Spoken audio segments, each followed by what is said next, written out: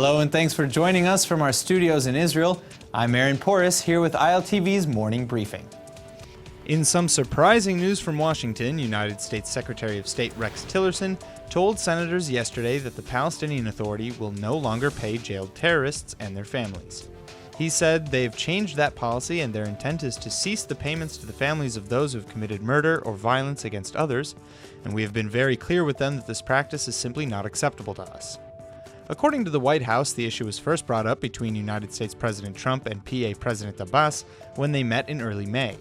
Later, during his trip to the West Bank, Trump told Abbas again that peace can never take root in an environment where violence is tolerated, funded, or rewarded. Despite the confident rhetoric coming from the Trump administration, however, Israeli Defense Minister Avigdor Lieberman has responded to Secretary Tillerson's statements, saying he didn't see any indication that the Palestinian Authority stopped or intends to stop payments to terrorists and terrorists' families.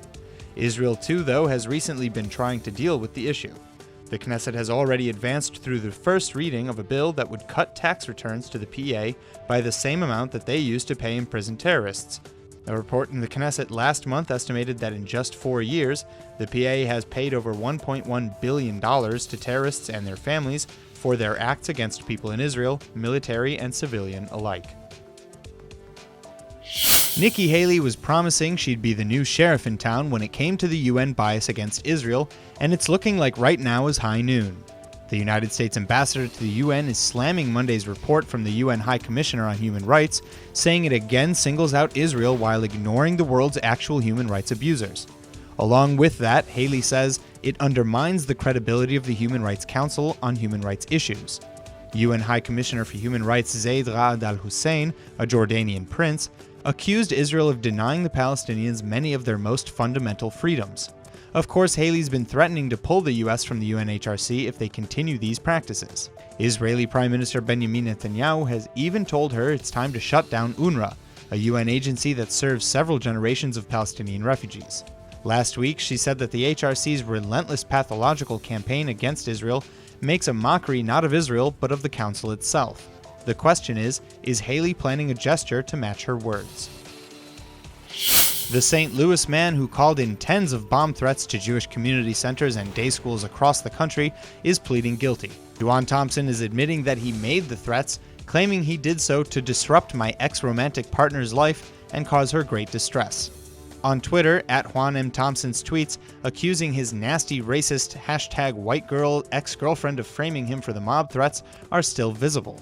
Many on social media have called attention to his tweets about reverting to Islam after a trip to Senegal in 2016 and about Palestine, but authorities do not see a connection and have not called his motive jihadist terror in any way.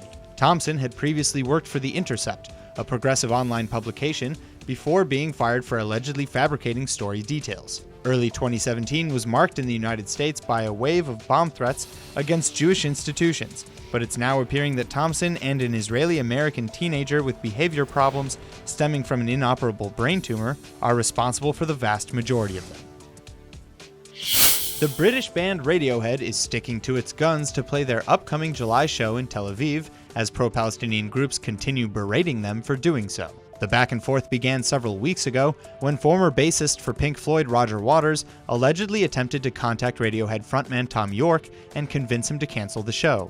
When York failed to reply, a letter signed by Waters and dozens of other pro-Palestinian artists calling on Radiohead to cancel their show was published. The letter begins, quote, "We'd like to ask you to think again because by playing in Israel, you'll be playing in a state where UN rapporteurs say a system of apartheid has been imposed on the Palestinian people," end quote.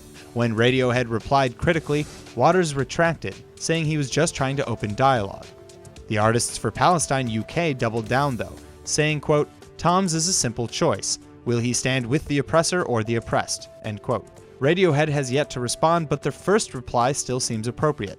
In it, he said, quote, "It's deeply disrespectful to assume that we're either being misinformed or that we're not capable of making these decisions ourselves.